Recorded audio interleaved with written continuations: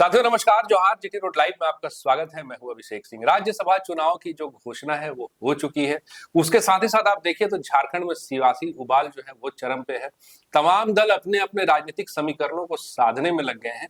आपको बता दें कि 8 जून तक जो है नामांकन की जो प्रक्रिया है वो जारी रहेगी। वहीं 9 जून को देखिएगा तो स्क्रूटनी होना है, नामांकन प्रपत्रों की जो है जांच होगी। 11 जून तक नाम वापसी है और 18 जून को राज्यसभा का निर्वाचन है। और उसी दिन जो है रिजल्ट जो है वो जाहिर हो जाएगा, वो बता दिया जाएगा, वो लोगों के सामने होगा। लेकिन आप देखिए तो भले ही चुनाव जो है वो 18 जून को होना है, लेकिन उसकी जो राजनीति है या राजनीतिक दाव पेच है वो शुरू हो गई है। झारखंड की तमाम जो राजनीतिक दल हैं अपने अपने समीकरणों को साधने में लग गए हैं। हमारे पुराने वीडियो को भी आप देखिए, गुरुजी ने एक ऐसे नाम की चर्चा की है जो ऐसा लगता है कि इस बार काफी चर्चा में रहेगा। और अगर आप पुराने वीडियो को हमारे देखिएगा तो वो जाहिर होगा, या इस वीडियो में भी हम उस चीज को आगे बढ़ाएंगे। लेकिन आपको बता दें कि झारखंड मुक्ति मोर्चा जहां दोनों सीटों पे अपने दाव आजमाने के लिए है, वहीं कांग्रेस का भी कहना है, या कांग्रेस के जो बड़े नेता हैं, कांग्रेस के जो अध्यक्ष हैं केशव महतो कमलेश, उनका कहना है कि एक सीट की दावेदारी झारखंड की जो है वो झारखंड में कांग्रेस की जो है वो बनती है।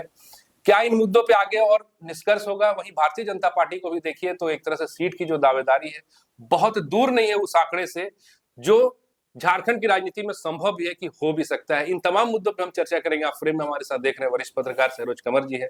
स्वागत है सर आपका। और क्वार्टर फाइनल, सेमीफाइनल के बाद अब फाइनल आ गया है सर, क्या लग रहा है, क्या कुछ होने वाला है इस चुनाव को लेकर के? बहुत कुछ होने वाला है अभिषेक भाई जी। और हम लोग कई बार चर्चा कर चुके हैं, आपने बताया भी।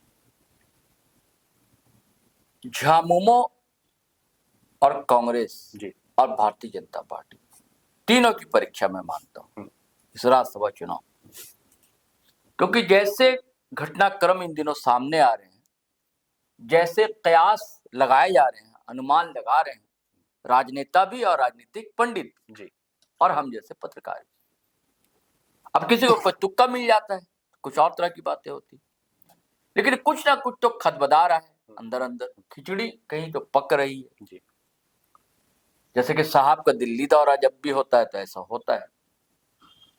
और अभी जैसे पश्चिम बंगाल का चुनाव देख लीजिए, सब 5 राज्यों में जो चुनाव है उसके बाद राजनीतिक समीकरण तो कुछ इधर उधर होंगे, इससे आप इनकार नहीं कर सकते। देखिए, जैसे विश्व में समीकरण बदल रहे हैं वैसे ही अपने देश में भी समीकरण बदल रहे। जैसे विश्व में पहले कहा जाता है 2 ध्रुवीय है, एक ध्रुवीय है राजनीति, अब नहीं बाइपोलर की बात की जा रही है। और हमारे देश में भी गठबंधन राजनीति की बात की जाती रही है। अभी 2 तरह की बातें हो रही है, एक है कि नहीं भाई 2 ही दल हो या कई दल हो, ऐसी बातें चल रही। और झारखंड में आपको पता है गठबंधन की सरकार, उसके अगुवा हेमंत सोरेन है, तो वो तो अपना कर्तव्य, अपना फर्ज निभाना चाहेंगे, लेकिन अपनी पार्टी भी देखनी है, उसके भी अगुवा है जेएमएम के। आप पार्टी पैर पसारने की कोशिश कर रही है। आपने देखा था असम तक गए हेमंत सोरेन, जेएमएम ने प्रत्याशी भी उतारा और काफी पॉजिटिव परिणाम जीत नहीं मिली। जी। अब है कि राज्यसभा चुनाव के बाद क्या होगा, इसकी भी चर्चा हम लोग कर चुके हैं। तो इसलिए ये परीक्षा है, परीक्षा की घड़ी है, वो अब आ गई है। और यहाँ से 2 सीटों के लिए होना है। एक तो गुरुजी के नहीं रहने से वो सीट खाली, सितंबर से वो सीट जी, खाली। और एक ये 21 जून को दीपक प्रकाश भारतीय जनता पार्टी से है, उनका वो भी कोशिश में है लगे हुए कि हमारा पहले ये बात चल रही थी कि जेएमएम जो है 2 प्रत्याशी उतार सकता है जी, लेकिन अब मुझे ऐसा लगता है कि जेएमएम एक ही प्रत्याशी उतारेगा, क्योंकि दूसरे प्रत्याशी के लिए उसकी दिक्कत हो जाएगी। और सिर्फ दिक्कत नहीं होगी, उसके साथ जो वो जो समीकरण की मैं बात कर रहा हूं कि वो किधर जाएगा, कांग्रेस समर्थित प्रत्याशी की तरफ जाएगा या भाजपा जो प्रत्याशी खड़ा करेगी उधर जाएगी, अंदर की बात है जी। और लेकिन इससे आप इनकार नहीं कर सकते। यहाँ एक जो समीकरण है, हाँ, उसकी भी जिक्र आप मैं करूंगा, मैं बताऊंगा मैं वो सारी चीजें। तो एक कैंडिडेट तो उसका जीत सकता है, 34 तो उसके अपने जेएमएम के, एक तो निश्चित है जी, और 16 है कांग्रेस के जी, है ना जी। 6 बचते हैं यहाँ से, अगर हाँ, आंकड़ा बने 6 बचते हैं, 6 बचते हैं यहाँ से जी। तो 22 होते हैं सर। 28 नहीं, 56 में तो 2-2 हो जाएंगे ना, 56 है ना टोटल सीटें, हाँ टोटल तो 56 है गठबंधन की, जी, तो 28-28 तो हो ही जा रही है। 28-28 हो जा रहे हैं सर। हाँ, अगर चाहेंगे तो, जी अगर गठबंधन चाहेगा, जेएमएम चाहेगा तो। मैं पहले इसलिए कहा कि जेएमएम अब 2 नहीं उतारेगा, क्योंकि अब सुप्रियो भट्टाचार्य संगठन महासचिव, उनका भी बयान आ गया है। उनका कहना है कि नहीं, गठबंधन के प्रत्याशी होंगे। अच्छा उन्होंने अब ये नहीं कहा कि जेएमएम के जी, लेकिन दोनों प्रत्याशी उन्होंने होंगे। ये भी कहा कि अंतिम निर्णय जो होगा। हाँ, वो तो हेमंत सोरेन को लेना, वो तो ही, वो के राजू भी कह रहे हैं जी कि जी कांग्रेस ने प्रत्याशी उतारेगा, और लेकिन वो हेमंत सोरेन से बात होनी है, सब जी, कह रहे हैं। जी, लेकिन मूड अब बन गया है कि गठबंधन का प्रत्याशी होगा, लेकिन क्या उसको गच्चा दे दिया जाएगा, अब सवाल इस बात का है। क्योंकि बिहार में जैसा चुनाव हुआ आपने देखा है, कैसे हार मिली। आरजेडी के जो कैंडिडेट थे, कांग्रेस के लोगों ने वोट नहीं दिया, कुछ आरजेडी के से भी शिकायत मिली है।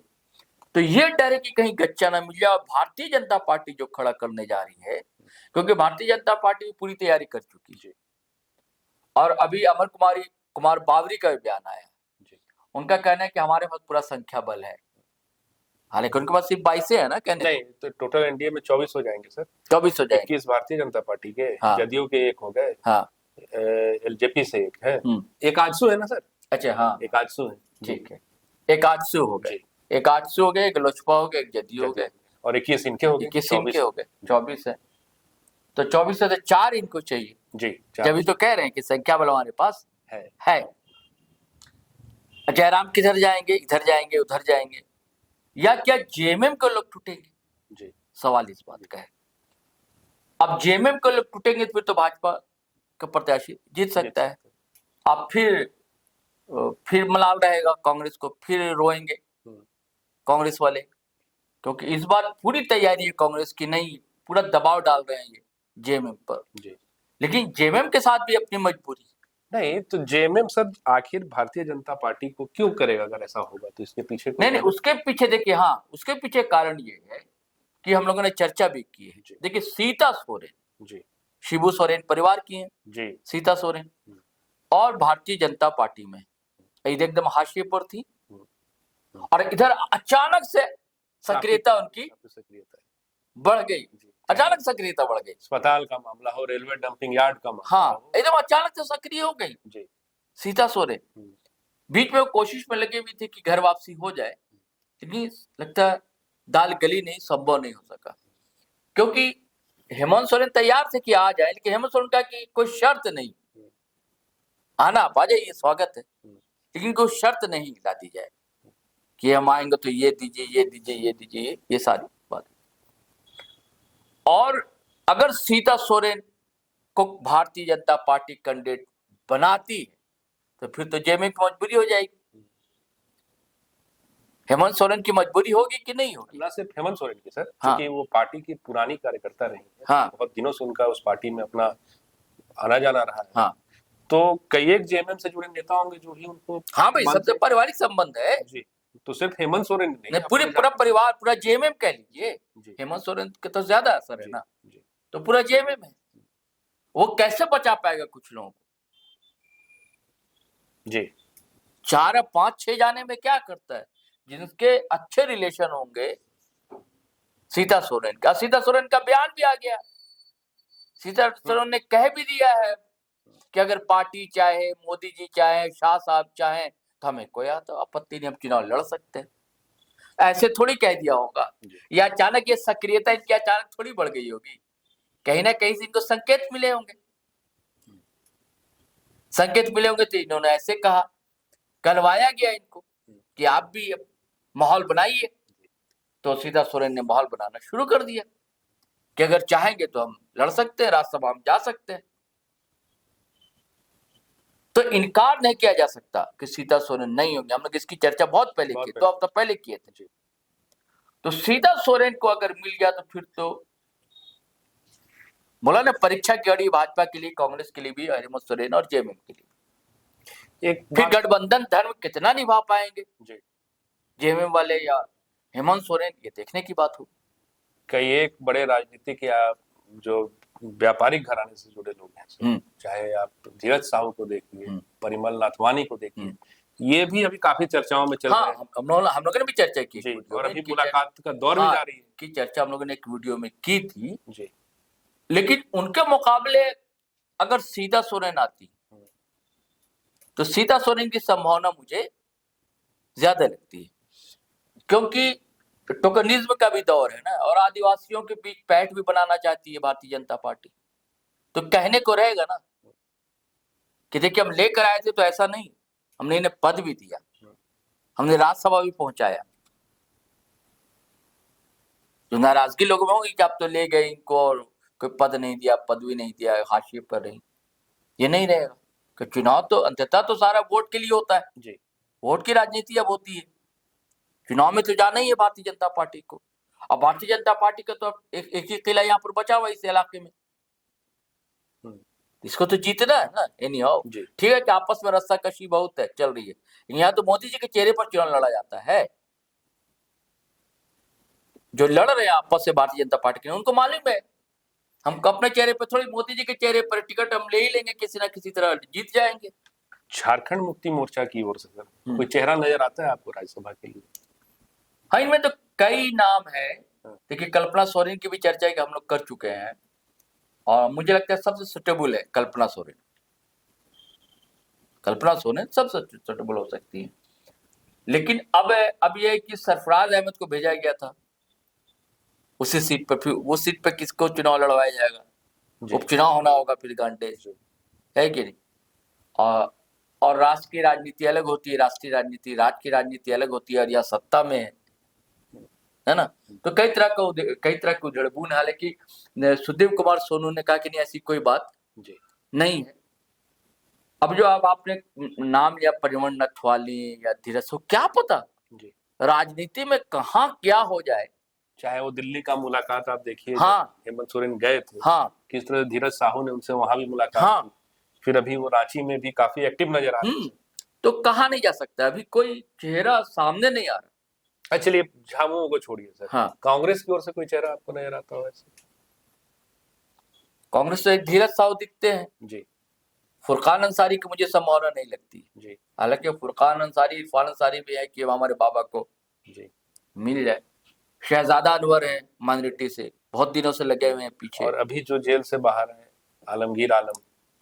हाँ, आलमगीर आलम, देखिए हालांकि उन्होंने इनकार किया कि मैं कहीं नहीं जाऊंगा, भी कोई चुनाव नहीं लड़ूंगा, लेकिन ये राज्यसभा का नहीं कहा था। ये बात आप सही कह रहे हैं कि राज्यसभा में नहीं जाएंगे, और वहां लड़ना तो है नहीं सर चुनाव हाँ, में। हाँ, वैसा चुनाव तो होता नहीं, इलेक्टोरल तो वैसा चुनाव तो है नहीं। ये अच्छा सवाल है आपका कि कोई चेहरा नहीं दिख रहा है सामने कि कौन होगा। पत्ता किसी ने अभी खोला नहीं, और ना वैसी हलचल नजर आ रही, ना जी हलचल नजर आ रही कि कौन चेहरा हो सकता है।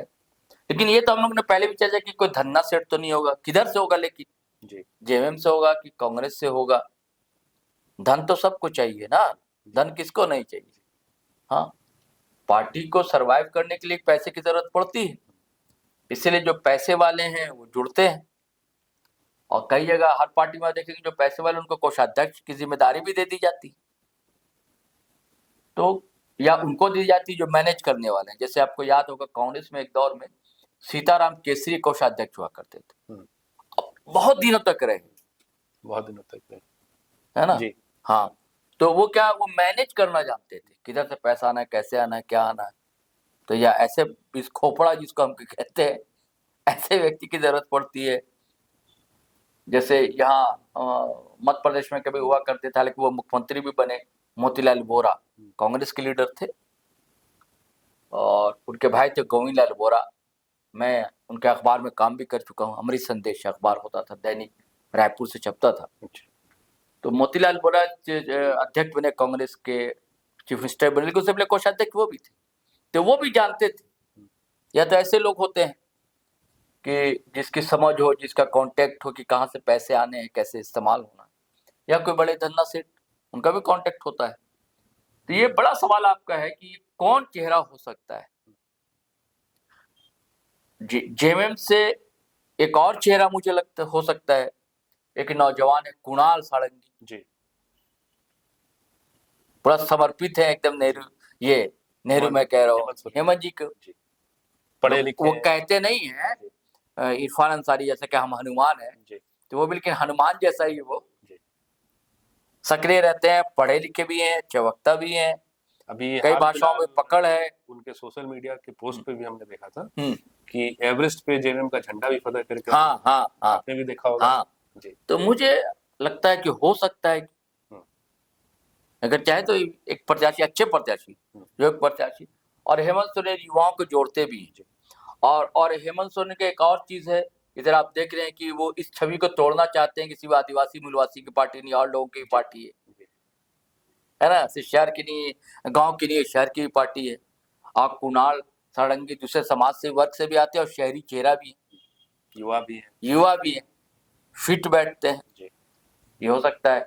ये सुप्रियो भट्टाचार्य का तो नहीं है, ये मुझे नहीं लगता कि ये जाएंगे। मुझे एक वही वो चेहरा एक लगता है, कल्पना सोरेन लगती है, या कोई धन्ना सेठ हो। जी। खैर ये तो अभी बहुत नजदीक की बहुत बात है, नजदीक की बात बहुत है। दूर है नहीं। हाँ जी तो साथियों, सुना आपने, बहुत नजदीक की बात है कि अब राज्यसभा में दोनों जो सीटें हैं, क्या वो झारखंड मुक्ति मोर्चा को जाएगी या इस पे कांग्रेस की दावेदारी जो है उसमें कांग्रेस सफल होगी, या भारतीय जनता पार्टी का अपना कोई दाव पेच है जो सफल होता हुआ नजर आएगा। फिलहाल ये तो 18 जून को तय होना सुनिश्चित है। आज के लिए साथियों इतना ही। जाते जाते आपसे वही आग्रह, अगर आपने हमारे चैनल को सब्सक्राइब नहीं किया तो जरूर कर लीजिए, हमारे वीडियो को लाइक शेयर और कमेंट जरूर कीजिए। आज्ञा दीजिए, नमस्कार, जय हिंद, जय भारत।